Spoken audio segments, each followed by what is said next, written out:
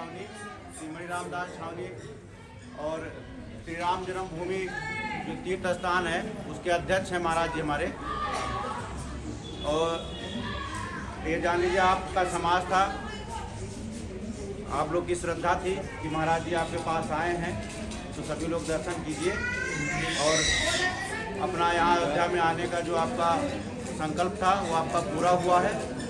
और महाराज जी का सभी दर्शन कीजिए और सभी भगवान का नाम लीजिए। बोले गुरुदेव भगवान की जय।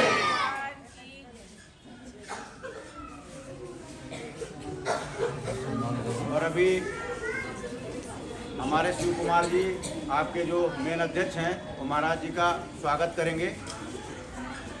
उसके बाद सभी महाराज जी को जो प्रणाम कर सभी लोग बारी बारी से आएंगे, महाराज जी को प्रणाम करेंगे सभी। बोले गुरुदेव भगवान की जय। मैं 11 समाज की ओर से चौधरी शिव कुमार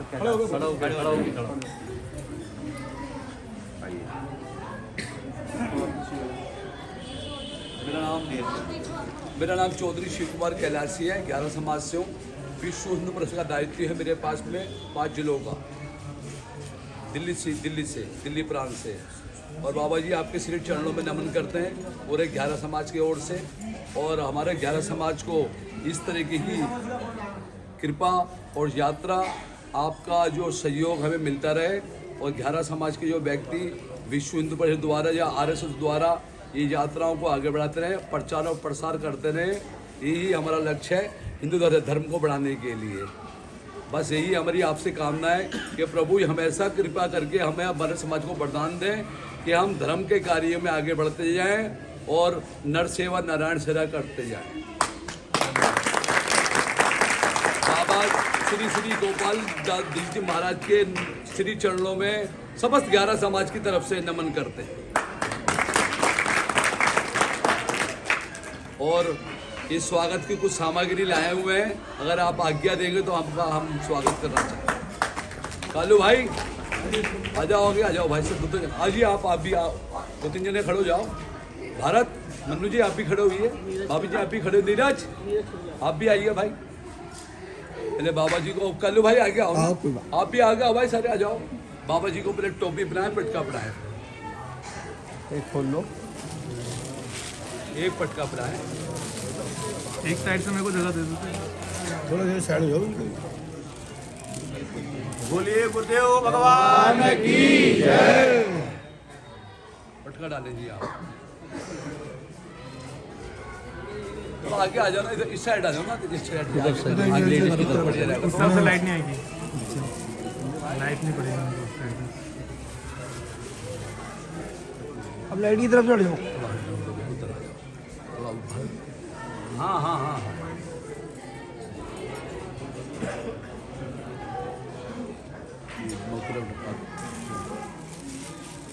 ये बाबा के श्री चरणों में हनुमान जी की गदा पूरे 11 समाज की तरफ से अर्पित करते हैं। बोलिए गुरुदेव भगवान की जय।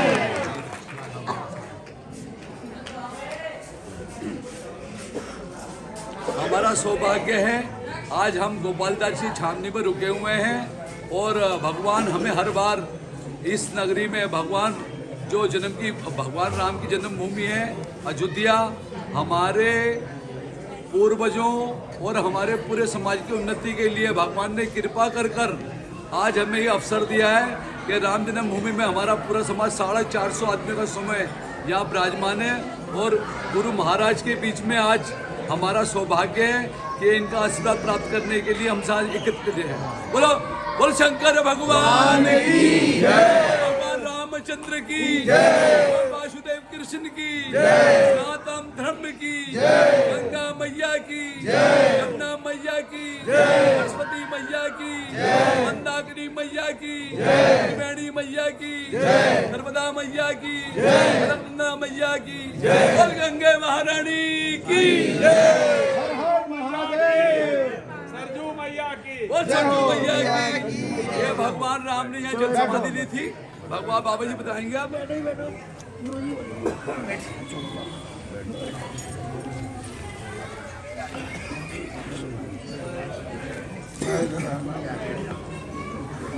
यो ब्रह्माणं निदधाति पूर्वं यो वै वेदांश प्रहिणोति तस्मै तंहा देवात्मबुद्धिं प्रकाशं मूर्तिर्वै ज्ञानमहं प्रपद्ये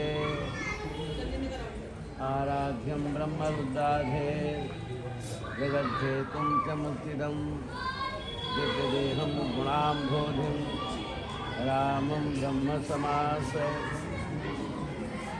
दूर दूर से आए हुए भगवत भक्तों, सीता सहचरी देवियों, माताओं एवं बहनों, मंगल कामना के लिए दो बार भगवान के नाम का संकीर्तन करें। श्री राम जय राम जय जय राम, श्री राम जय राम जय जय राम,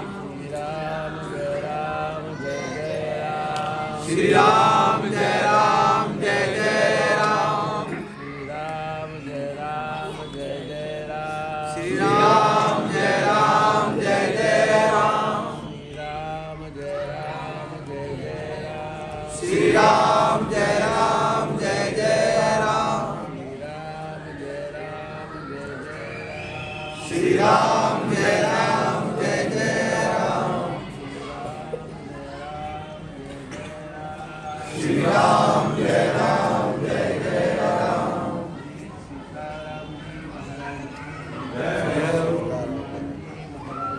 जय हो श्री गुरुदेव भगवान की जय हो, जय जय श्री सीताराम। सभी लोग दिल्ली से आए हैं, जी बड़ा सौभाग्य है। माताएं जरा ध्यान दें मेरी बात पर, मैं बहुत ज़्यादा समय नहीं लूँ। बड़े सौभाग्य से आप लोग अयोध्या पधारे हैं। महापुरुषों का न जाने कितना बलिदान रहा, न जाने कितना त्याग रहा, तपस्या रहा राम जन्मभूमि के लिए। विजय हुआ, राम जन्मभूमि बन गया। 2024 में के जनवरी में भगवान अपने गर्भगृह में विराजमान हो जाएंगे। जय श्री राम, मंदिर बनता रहेगा, मंदिर विश्व में अद्वितीय बनेगा, अद्वितीय बनेगा, बहुत भव्य बनेगा। आप सुनते रहते हैं काशी विश्वनाथ की चर्चा, सब कुछ वृद्धि होती जा रही है। लेकिन एक बात हमारे सामने बहुत विचारणीय है। राष्ट्र है, हम हैं, हमारी अस्मिता है, हमारा मठ है, हमारा मंदिर है, हमारा धर्म है, हमारा कर्म है, पूजा पाठ है। राष्ट्र नहीं तो कुछ भी नहीं। क्यों भाई? बिल्कुल ठीक, राष्ट्र नहीं, हम न कभी अखबार पढ़ते हैं, रेडियो टेलीविज़न भी मैंने अपने पास में नहीं रखा है, न मुझे आवश्यकता है। लेकिन पूरी राष्ट्र को पूरब से पश्चिम, उत्तर से दक्षिण मैंने चल कर के देखा। मैं उस स्थान तक गया हूँ जहाँ 4 देश की सीमा एक साथ है, अफ़गानिस्तान, पाकिस्तान, भारत और चीन। इन 4 देशों की सीमा जहाँ एक साथ है, उस स्थान तक भी मैं गया हूँ। सारी सीमाओं को मैंने देखा है, मुझे सारी स्थिति परिस्थिति का ज्ञान है। बड़ी विचारणीय बात है, माँ भारती की आंखों में आंसू है। जनसंख्या की विषमता बढ़ती जा रही है, जनसंख्या की विषमता बढ़ती जा रही है। ऐसे विषमता बढ़ती गई तो क्या होगा? कभी विचार करते हो? आप लोग तो दिल्ली से आए हो, दिल्ली से ज़्यादातर वो भी लोग ही मिलेंगे जो बेचारे पाकिस्तान से आए हैं। क्या स्थिति परिस्थिति उनकी हुई, कभी इस पर विचार करते हो? हमारे प्रधानमंत्री जी ने आज वीर बाल दिवस घोषित किया है। क्या घोषित किया? हमारे प्रधानमंत्री जी ने आज वीर बाल दिवस घोषित किया है। पूरा राष्ट्र बाल दिवस मना रहा है। ये कौन सा बाल दिवस है? कैसा बाल दिवस है? कभी इस पर विचार करते हो? आज के दिन ही श्री गुरु गोविंद सिंह जी महाराज के 2 बच्चे जिंदे दीवार में चुन लिए गए थे। इसके दो दिन पहले 2 बच्चे लड़ते लड़ते शहीद हो गए थे और 2 जिंदे दीवार में चुन दिए गए थे। लेकिन ना उन बच्चों ने सिर झुकाया, और न धर्म छोड़ने के लिए किसी प्रकार से तैयार थे। गुरु गोविंद सिंह जी का नाम आप सुनते हो? ध्यान दें, सुनते हैं ना? जब 9 वर्ष की हुए गोविंद राय नाम था। क्या नाम था? गोविंद राय। जब कश्मीर के पंडितों पर, ब्राह्मणों पर, सब पर अत्याचार हो रहा था औरंगजेब के द्वारा, उन लोगों ने कहा अगर तेग बहादुर जी धर्म परिवर्तन कर दें तो हम लोग तैयार हो जाएंगे। तेग बहादुर जी धर्म परिवर्तन कर दें तो हम लोग तैयार हो जाएंगे। सब के सब सिपाही दिल्ली उनके पहुँचे। ये सारी बात सुन करके गोविंद राय जी ने पूछा, पिताजी क्या है? कहा कुछ नहीं, तुमसे कोई मतलब नहीं, कोई मतलब नहीं पिताजी बताइए। कहा हिंदू जनता नपुंसक हो चुकी है, किसी पवित्र आत्मा के बलिदान की आवश्यकता है। किसी पवित्र आत्मा के गोविंद राय जी ने कहा पिताजी आपसे बड़ा पवित्र कौन मिलेगा? कहा पुत्र तुम नादान हो, तुम्हारी क्या स्थिति होगी? गोविंद राय जी ने कहा जब मैं माँ के गर्भ में था तब किसने पालन पोषण किया था? जब मैं माँ के गर्भ में था तब किसने मेरा पालन पोषण किया था? और वही तेग बहादुर जी दिल्ली जाते हैं। उनके 2 सिपाहियों का, 2 संतों का किस तरह से उनकी मौत हुई, कैसे कैसे वो शहीद हुए और उनका शीश उतार दिया गया। आज भी शीशगंज गुरुद्वारा इसके लिए प्रमाण है। और आज के दिन ही 2 बच्चे उनके जिंदे दीवार में चुन दिए गए थे, लेकिन धर्म परिवर्तन नहीं किया।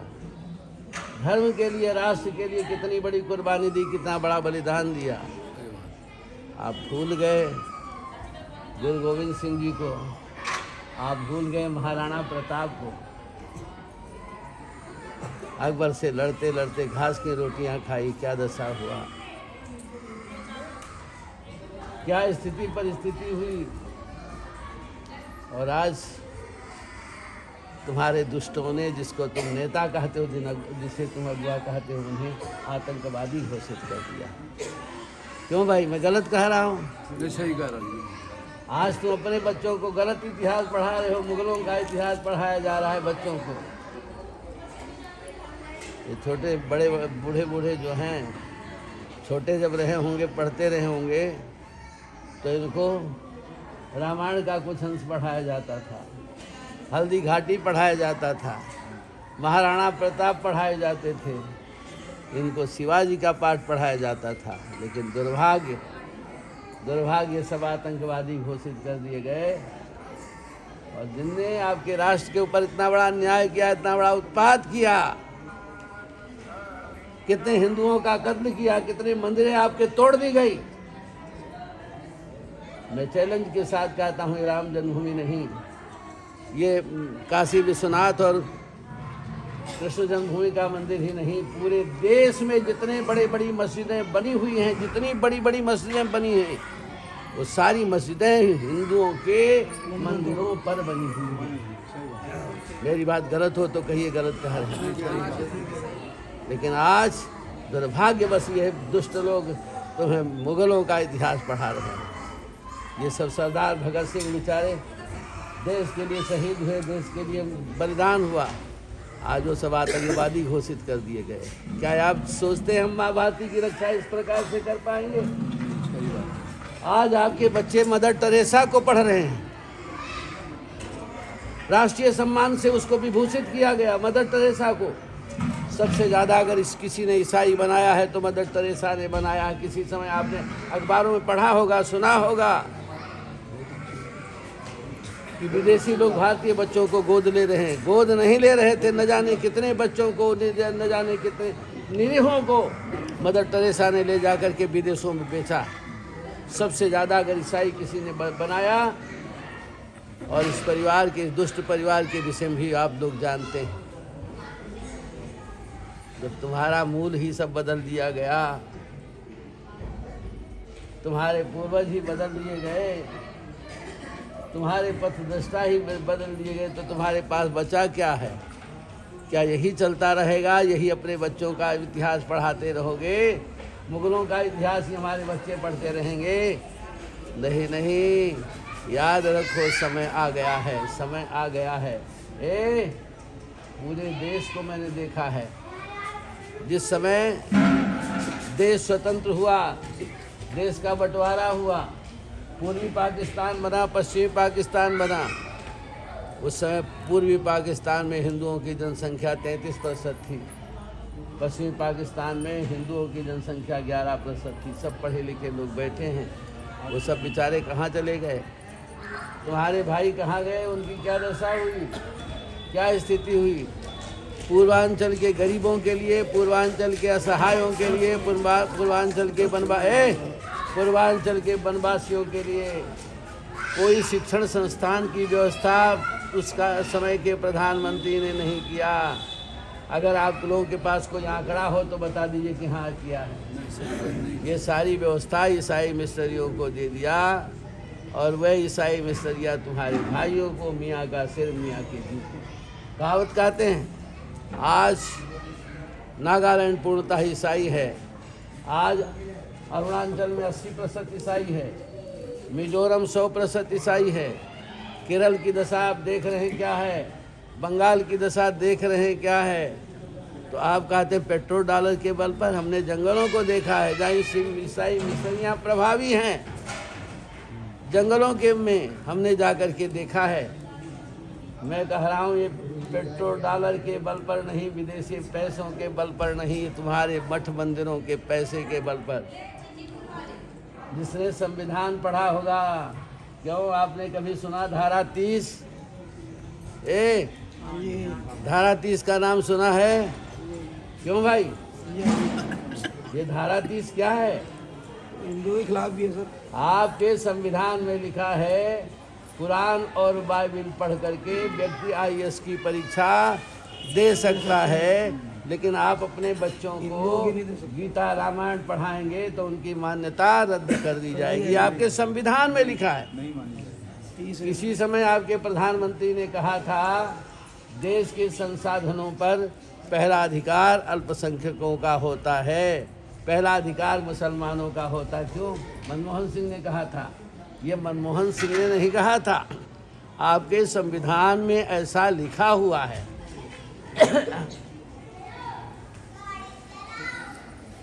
धारा 30 में लिखा हुआ है, हिंदुओं के मठ मंदिरों में रिसीवर होगा। क्या होगा? हिंदुओं के मठ मंदिरों में रिसीवर होगा। दक्षिण भारत गए हैं आप लोग? नहीं गए? जाना चाहिए। देखिए, बड़े बड़े सारे मंदिर दक्षिण भारत में ही आप सुनते रहते हैं अखबारों में।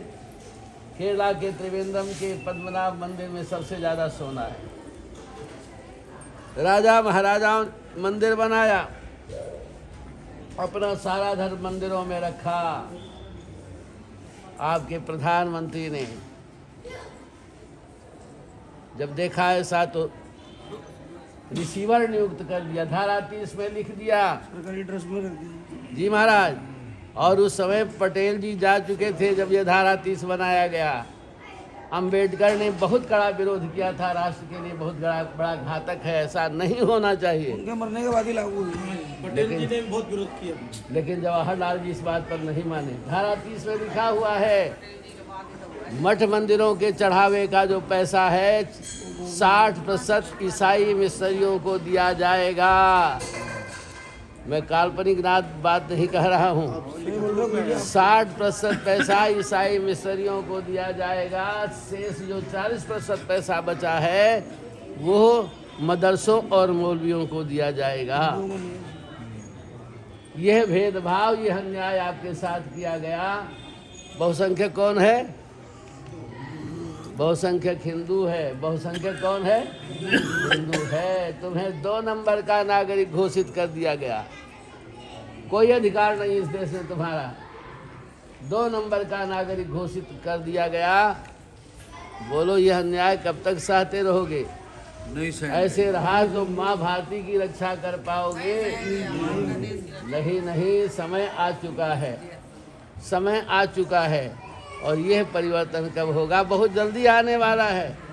यह परिवर्तन कब होगा? जब आप चाहेंगे तब। और हमारे प्रधानमंत्री जी की भी प्रबल इच्छा है कि एन केन प्रकारेण यह जनसंख्या पर नियंत्रण किया जाए। बच्चा बनाने वाली जो फैक्ट्री है उस फैक्ट्री को बंद किया जाए। यह कब होगा? जब आप लोग चाहेंगे तब होगा। आप लोग साथ देंगे तब होगा। इसके लिए प्रधानमंत्री जी को बहुत बड़ी कुर्बानी देनी होगी। हमें कभी चुनाव नहीं लड़ना है, कभी नहीं, न मुझे कोई ज़रूरत है। लेकिन हमारा जो कुछ भी है वो त्याग तपस्या सब कुछ राष्ट्र है। राष्ट्र के सिवा मैं कुछ भी नहीं जानता हूँ। और अभी हमारी यात्रा होने वाली है जनवरी फरवरी में दक्षिण भारत की। वह केरल में बराबर जाता रहता हूँ। इस राष्ट्र के लिए, माँ भारती के आंसू को पूछने के लिए आपको तैयार रहना है। जिसके लिए भगवान राम बड़े गर्व के साथ कहते थे, जननी जन्मभूमि सा स्वर्गादपि गरीयसी। जननी और जन्मभूमि स्वर्ग से बढ़कर के होती है। ऐसे माँ भारती की रक्षा हम अफगानिस्तान में जब तालिबान आया, अमेरिका ने अटैक किया। नेता लोग तो भाग गए, लेकिन जनप्रतिनिधि जो रहे वो वहीं रह गए। और हुआ क्या? माताएं भी ध्यान से सुने। हुआ क्या कि वही जनप्रतिनिधि बढ़ते गए, सरकारी का दफ्तरों में पहुंच गए, मिलिट्री में पहुंच गए। और आप जानते हैं एक दिन मजबूर होकर के राष्ट्रपति को रातों रात वहां से भगना पड़ा। तालिबान अफगानिस्तान छोड़ करके भगना पड़ा। और तुम्हारे यहाँ भी ये जनसंख्या की विषमता बराबर बढ़ती चली जा रही है, बराबर बढ़ती चली जा रही है। अगर आपने इसको रोका नहीं, चीन में इनने उत्पाद बचाया, संभल गया चीन, समान संहिता लागू कर दी, अखंड हो गया। और रूस नहीं समझा तो टुकड़ों टुकड़ों में बट गया। आज यूक्रेन और रूस का जो युद्ध है, जानते हो क्या है? ये इस्लाम और ईसाइयत का युद्ध चल रहा है। इस्लाम और ईसाइयत का युद्ध चल रहा है। क्यों भाई? तो इसके लिए आपको सब प्रकार से तैयार होना, घबराने की भी जरूरत नहीं है। हम इस समय इतने व्यास तैयार कर रहे हैं, इतने व्यास तैयार कर रहे हैं। कहाँ से व्यास आते हैं? ये व्यास नहीं जो कथा कहने आपके यहाँ जाते हैं, इनसे हमसे कोई मतलब नहीं। ये राष्ट्र की रक्षा करने में समर्थ नहीं हो सकते हैं। वो व्यास उपेक्षित घरों से, वनों से, जंगलों से हम लाते हैं और उनको प्रशिक्षित करके, उनको संकल्प दिला करके, उनको सौगंध दिला करके ऐसे जगहों पर जहाँ पर मठ मंदिर नहीं है, जहाँ उपेक्षित लोग, जहाँ ईसाइयों की जनसंख्या अधिक है, ऐसे स्थान पर प्रशिक्षित होकर के वे व्यास लोग जाते हैं और राष्ट्र की रक्षा के पूरे देश में धीरे धीरे फैलते चले जा रहे हैं। यहाँ भी प्रशिक्षण केंद्र चल रहा है, यहाँ भी प्रशिक्षण चल रहा है। और वो सारा खर्चा यही छावनी से जाता है। हम लोग व्यवस्था करते हैं, सारा का सारा यहीं से जाता है।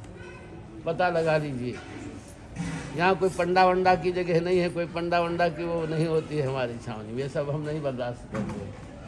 तो आप लोगों से इतना ही कहना है, हम प्रवचन करने नहीं आए हैं।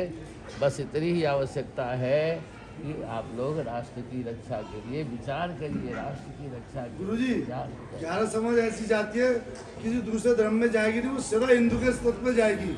फिर भी कितनी भी गर्दन कटा दो किसी की धर्म में नहीं जाएगी, फिर भी सिर्फ वो हिंदू के लिए मरेगी। क्या फिर- समाज फिर ऐसी भी- जाती है। फिर भी ये जो जनसंख्या वोट का जमाना है भैया, ये जो जनसंख्या मेरी बात समझें, ये जो जनसंख्या की विषमता बढ़ती जा रही है, क्या होगा? बिहार समाज तो हिंदू तक में मरता है। और मेरी बात समझ, बाबा जी क्या ज़्यादा हो रहे हैं ना, तो वोट संख्या उनकी ज़्यादा हो रही है। हाँ, वोट की बात। ये क्या करेंगे आप? इसीलिए हम प्रयास कर रहे हैं, हम ऐसा संविधान लाने वाले हैं कि जिससे बच्चा बनाने वाली जो फैक्ट्री है, इस फैक्ट्री को जल्दी हम बंद करेंगे। संविधान से इस धारा को निकालेंगे। जैसे धारा 70 गई ना, उसी प्रकार से ये भी धारा जाएगी। ये कब होगा? जब आप लोग चाहेंगे तब होगा, जब इस पर विचार करेंगे। हमने पूरे देश को देखा है, मेरी बात समझ रहे हैं? इसके लिए आप लोगों को बड़ा परिश्रम करना पड़ेगा। जब एकदम तैयार होंगे, और ऐसी बात नहीं है, हमारे प्रधानमंत्री जी की भी इच्छा है कि किसी प्रकार से ऐसी जनसंख्या पर नियंत्रण किया जाए, नहीं तो राष्ट्र नहीं बचेगा। जय हो महाराज। राष्ट्र नहीं बोलो बचेगा। महाराज जी की जय, बोलो महाराज जी की जय। जब कुछ नहीं रहेगा तो क्या करोगे राम जन्मभूमि बनवा के? मैंने बताया कि देश में जितनी भी बड़ी बड़ी मस्जिदें हैं, जितनी भी बड़ी बड़ी मस्जिदें हैं, वो सब हिंदुओं के मंदिरों को तोड़ करके बनाए गए औरंगजेब के ज़माने में। कितना बड़ा अन्याय हुआ है, कितना बड़ा क्या हुआ है। इसलिए अब आपको भूलना नहीं है, आप लोगों को सब कुछ भूल करके संगठित होकर के हम अपने भाइयों को दूर अपने से नहीं जाने देंगे। इसके लिए रात दिन हम लोग प्रयास में लगे हुए हैं, पूरे देश में जाके। जयेंद्र सरस्वती का नाम सुना? जयेंद्र सरस्वती ने ईसाइयों के बीच में आंदोलन शुरू किया, घर वापसी का कार्यक्रम शुरू किया। सोनिया गांधी को बर्दाश्त नहीं हुआ और कितने दिन जेल में डाला? जयेंद्र सरस्वती कांची के शंकराचार्य जी कितने दिन जेल में रहे? तमाम अभियोग लगाया गया, तमाम महापुरुषों की बात करें। लक्ष्मणानंद जी की हत्या कर दी गई। रायपुर के पास एक हमारा साधु था, उसको किस प्रकार से किया गया। हमारे तमाम भाई बहन ऐसे क्षेत्रों में पहुंचे हुए हैं। एक यहीं से बहन गई हुई है, बड़े जोरों से कार्य में लगी हुई, गुजरात और महाराष्ट्र की सीमा पर है। पहाड़ी में आश्रम बना रखा, कुछ नहीं झोपड़ियाँ बना रखा है, तमाम बच्चों को पाल रही, घर वापसी कार्यक्रम तमाम करने में लगी हुई है। तो भाई हमें ध्यान देना है, राष्ट्र की रक्षा करना हमारा पुनीत कर्तव्य है, जिसके लिए भगवान श्री राम जी कहते थे, जननी जन्मभूमि सा स्वर्गादपि गरीयसी। किसी समय मनमोहन सिंह का नाम सुना? मनमोहन सिंह नहीं, अर्जुन सिंह मानव संसाधन मंत्री हुआ था। उसने कहा ये सब के सब कौन हैं? ये सब आतंकवादी हैं। और जब वो मानव संसाधन, उसी समय उसने सब कुछ हटा दिया। उसी समय से आपके बच्चों को मुगलों का इतिहास पढ़ाया जाने लगा, मदर टेरेसा को पढ़ाया जाने लगा। ये सब हम परिवर्तन करने वाले हैं, अब इसको कोई रोक नहीं पाएगा। और जब भी देश पर कोई आपत्ति विपत्ति आती है, संत महात्मा ही हमारे आगे आते हैं। इसके लिए हम लोग कटिबद्ध हैं, तैयार हैं। लेकिन कब संभव होगा? जब आप लोग साथ देंगे तब। आप लोग साथ नहीं देंगे तो कुछ नहीं हो पाएगा। इसलिए सब विचार करके, देख करके क्या होगा आगे आने वाले समय में। महापुरुषों ने कितनी, बताइए, जिन ने राष्ट्र के लिए इतनी बड़ी कुर्बानी दी, इतनी बड़ी लड़ाई लड़ी, इतना बड़ा बलिदान किया, हम उनको भूल गए। और अरे हम इतने बेवकूफ़ हो गए, गाने लगे दे दी हमें आज़ादी बिना खाडग और ढाल। हैं, हम भूल गए सरदार भगत सिंह जी को, हम भूल गए चंद्रशेखर जी को, हम भूल गए सुभाष चंद्र बोस को, हम भूल गए गणेश शंकर विद्यार्थी को। और ताली बजाना हिजड़ों की तरह शुरू किया, दे दी हमें आज़ादी। आप सब लोग जानते हैं, सब पढ़े लिखे हैं, इस व्यक्ति ने इस राष्ट्र के साथ में कितना बड़ा अन्याय किया है, हिंदुओं के साथ में कितना बड़ा अन्याय किया है, कितना बड़ा शोषण किया है इस हिंदुओं का इस व्यक्ति ने। मैं गलत कह रहा हूँ क्या? नहीं, ठीक कह रहे हैं। इसलिए माँ भारती का रक्षा करना, जननी जन्मभूमि सा स्वर्गादपि करियसी, जननी और जन्मभूमि स्वर्ग से भी बढ़ करके होती है। इसके लिए हमें सब प्रकार से तैयार रहना है। जय सिया राम, जय सिया राम। जय सिया राम, श्री राम, जय राम, जय जय राम। बाबा जी, हमें अपने समाज पे गर्व है। बहुत सुंदर। आज हमारा जो बहुसंख्या अच्छी है हमारे समाज की, एक व्यक्ति भी न तो अपनी जगह बेचता है और न ही धर्म परिवर्तन करा है। आज जी बहुत ही। हम 11 समाज से हैं और धर्म प्रचार और प्रसारी हमारा माध्यम है और धर्म की रक्षा कर रहे हमारा दायित्व है। हाँ, लेकिन अब इसके लिए भी तैयार रहें, तैयार किसी है प्रकार से धारा खत्म की।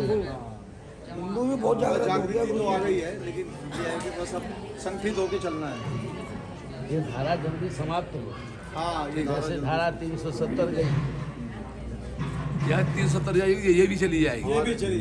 जयकारा वीर बजरंगी हर हर, जयकारा वीर बजरंगी हर हर। ठीक है, जय सिया जय श्री राम। चलो भाई चलो।